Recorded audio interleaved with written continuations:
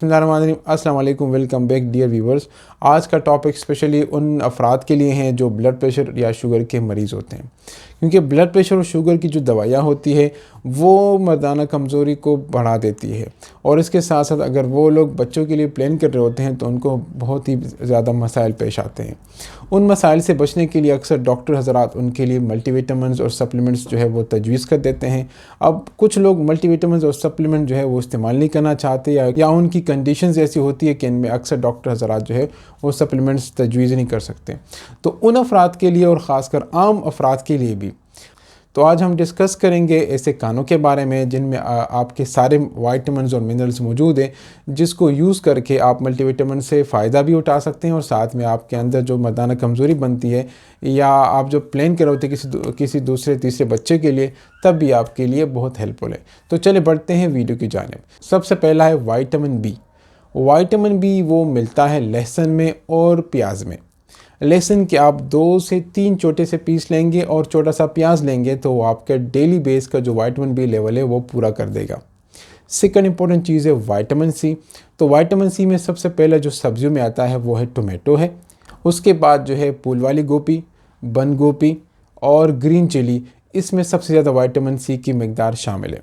और अगर हम फ्रूट्स की बात करें तो फ्रूट्स में कीवी, स्ट्रॉबेरी, ब्लूबेरी, इनमें सबसे ज़्यादा विटामिन सी पाया जाता है। तीसरा आता है विटामिन डी। विटामिन डी बहुत ही इंपॉर्टेंट चीज़ है। विटामिन डी ना सिर्फ और सिर्फ हमारी क़ुव्वती मुदाफ़त बढ़ाती है, बल्कि इसके साथ साथ हमारे रिप्रोडक्टिव सिस्टम के लिए बड़ी मौजूद चीज़ है। अगर हम धूप में बैठेंगे 5 से 15 मिनट में ये तो हमारे बॉडी के अंदर विटामिन डी बनेगा। अंडे की जर्दी और सल्मोन फिश के खाने से आपका विटामिन डी लेवल बढ़ जाएगा, जो आपको हेल्प करेगा। नंबर 4 है विटामिन ई। विटामिन ई आपको बादाम में मिलेगा और इसके साथ साथ पालक के साग में भी ज़्यादा विटामिन ई पाया जाता है।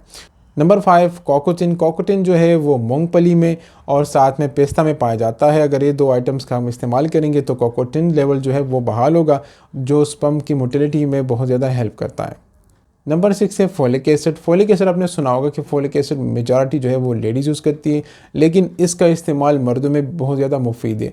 फोलिक एसिड जो है वो ग्रीन लीफी वेजिटेबल्स में है। इसके अलावा मटर जो होता है उसमें अवेलेबल होता है और इसके अलावा डेट्स में जो है। नंबर 7 है जिंक। जिंक बहुत इंपॉर्टेंट चीज़ है। जिंक जो है वो आपको मिलेगा ऑर्गेनिक चिकन में, जो देसी चिकन होते हैं, और इसके अलावा आप जो चना खाते हैं उसमें भी आपको काफ़ी हद तक जिंक मिलता है। नंबर 8 है ओमेगा 3। बहुत ही इंपॉर्टेंट सप्लीमेंट है और इस पर एक वीडियो भी मैंने बनाई है कि ओमेगा 3 के फ़ायदे क्या है, आप देख सकते हैं। अब ओमेगा 3 जो है वो अखरोट में पाया जाता है। इसके अलावा अंडे में भी ओमेगा 3 के काफ़ी हद तक मिकदार शामिल है। अब बढ़ते हैं सबसे इंपॉर्टेंट सप्लीमेंट की जानिब। तो सबसे इंपॉर्टेंट सप्लीमेंट जो है वो एल-आर्जिनिन है।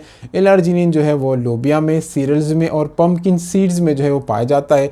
इसके इस्तेमाल से स्पर्म्स की मोटिलिटी बढ़ जाती है।